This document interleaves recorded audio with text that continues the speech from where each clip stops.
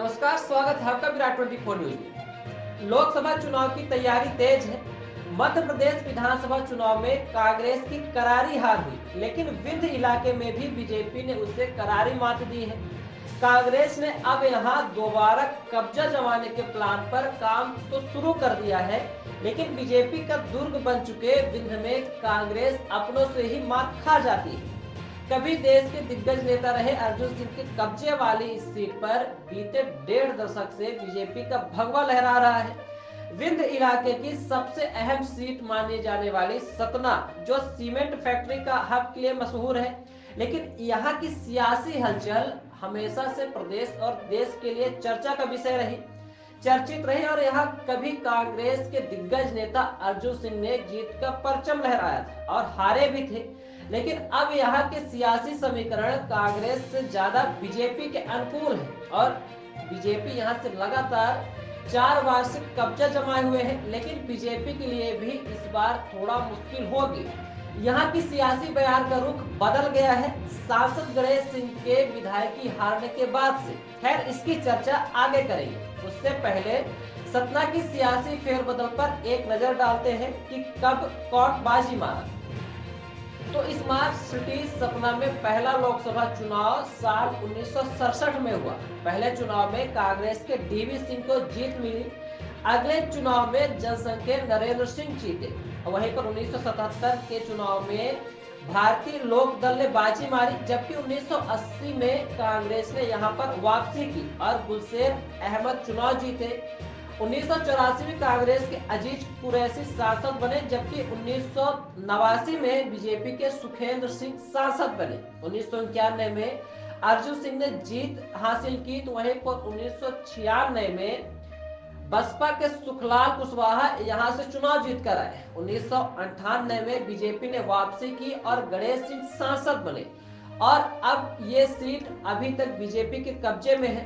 जातिगत समीकरण को देखें तो सतना लोकसभा में करीब 1 लाख क्षत्रिय, 1,23,000 के करीब पटेल वोटर, तो वहीं 65,000 वैश्य समुदाय के, तो अनुसूचित जाति के 1,47,000, तो अनुसूचित जनजाति के वोटर 1,37,000 के करीब माने जाते हैं।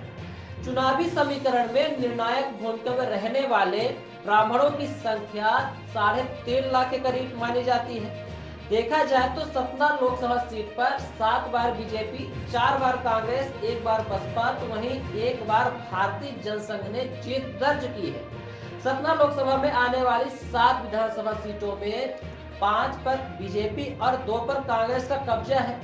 2014 के लोकसभा चुनाव में गणेश सिंह ने अर्जुन सिंह के बेटे अजय सिंह को हराया था। 2019 में भी जयराम त्रिपाठी को हराकर गणेश सिंह कमल खिलाने में सफल रहे, लेकिन 2024 के लिए गणेश की राह आसान नहीं है।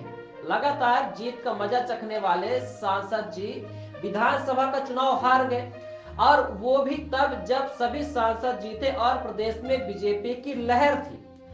क्यों हारे, इसकी चर्चा हम पुराने वीडियो में कर चुके हैं। जन चर्चा है कि जातिवादी राजनीति के कारण निर्णायक भूमिका में रहने वाले ब्राह्मण वोटर गणेश सिंह से नाराज है, जिसका शिकार लोकसभा में भी हो सकते हैं। कुछ खास काम नहीं हुआ सतना में, बस नाम मिल गया स्मार्ट सिटी का, लेकिन उसके अनुरूप काम नहीं हुआ। खैर, बीजेपी की सरप्राइज पॉलिटिक्स का शिकार भी हो सकते हैं। उनकी टिकट काटकर दूसरे दावेदारों को दिया जा सकता है मौका, जिसमें से राकेश मिश्रा, जो कि गृह मंत्री अमित शाह के खास माने जाते हैं, साथ ही लक्ष्मी यादव, पूर्व विधायक शंकर लाल तिवारी भी हो सकते हैं, या फिर पुनः बीजेपी गणेश सिंह को मैदान में उतार सकती है। 4 बार के सांसद हैं। खैर, दावेदारों की दावेदारी की वजह की चर्चा अगले वीडियो में करेंगे, लेकिन कांग्रेस फिर कौन होगा?